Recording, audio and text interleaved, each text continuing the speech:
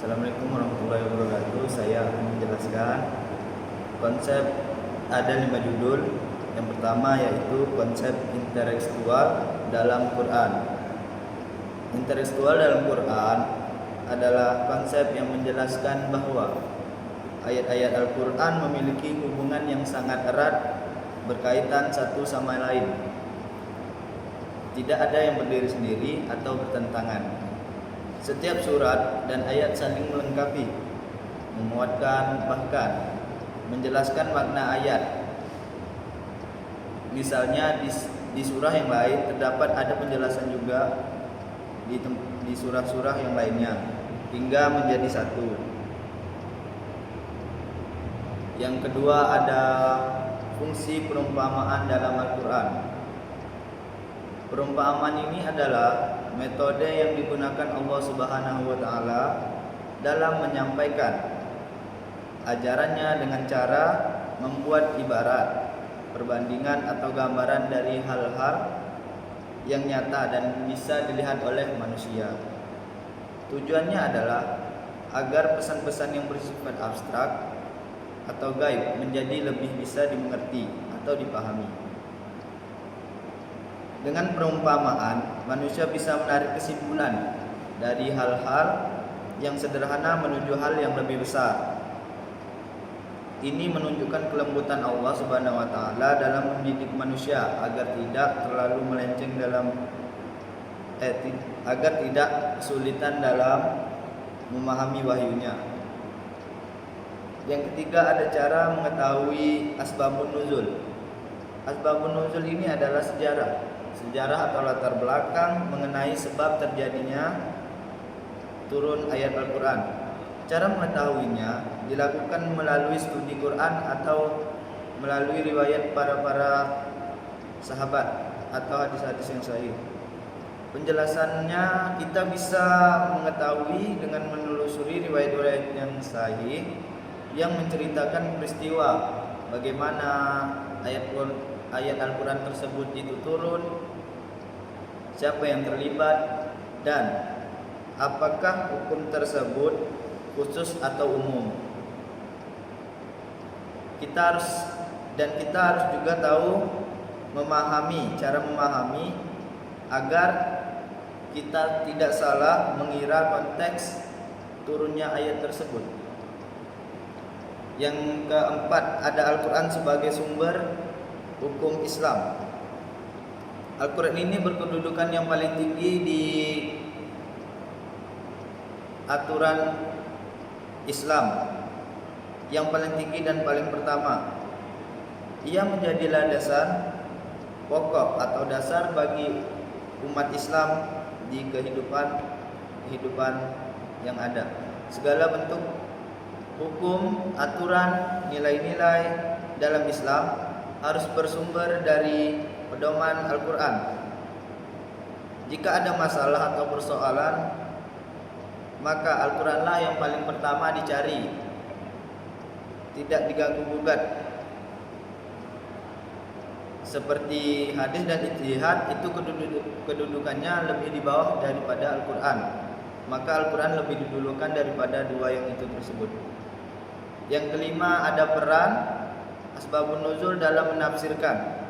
Peran asbabun nuzul dalam menafsirkan ini fungsinya sebagai alat bantu atau kunci pembuka untuk memahami makna ayat-ayat yang telah turun tersebut secara akurat, tepat, dan sesuai tujuan turunnya ayat tersebut. Tanpa mengetahui sebab turunnya ayat, kita berisiko salah memahami yang pertama dan menafsirkan ayat secara melenceng.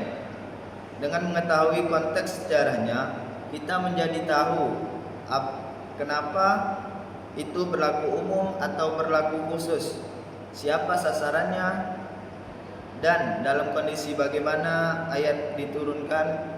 Jadi asbabun nuzul sangat vital untuk mendapatkan nilai-nilai dan pemahaman yang benar.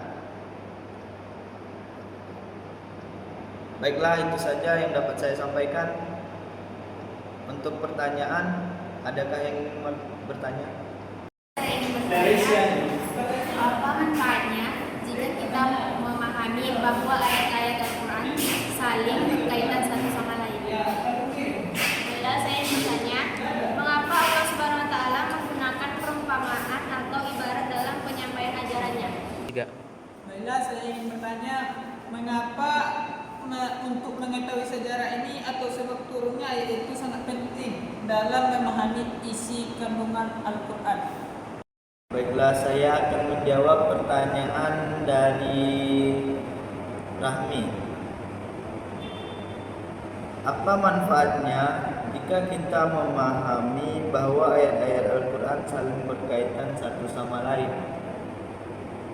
Nah, manfaatnya ialah supaya kita bisa memahami makna ayat secara utuh, lengkap, dan tidak salah paham.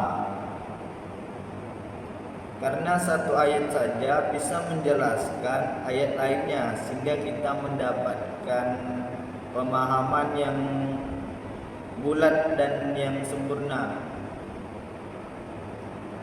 Kita lanjut ke pertanyaan kedua, yaitu mengapa Allah Subhanahu wa Ta'ala menggunakan perumpamaan atau ibarat dalam menyampaikan ajaran-ajarannya? Nah, agar pesan-pesan Allah yang kadang sulit dibayangkan bisa menjadi lebih mudah. Itu suatu alasannya. Masuk ke dalam hati dan bisa dirasakan oleh manfaatnya oleh manusia melalui gambaran-gambaran hal yang nyata di sekitar kita. Lanjut ke pertanyaan yang ketiga. Mengapa mengetahui sejarah atau sebab turunnya ayat sangat penting dalam memahami isi Al-Quran?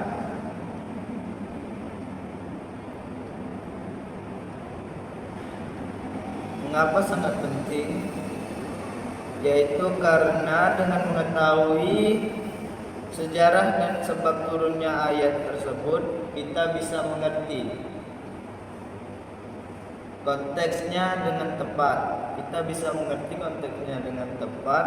Kita jadi tahu ayat itu ditunjukkan untuk siapa, dalam kondisi bagaimana, sehingga kita bisa menjadi benar dan tidak melenceng dalam menjelaskan. 3. Baiklah, hanya itu yang dapat saya sampaikan. Wassalamualaikum warahmatullahi wabarakatuh.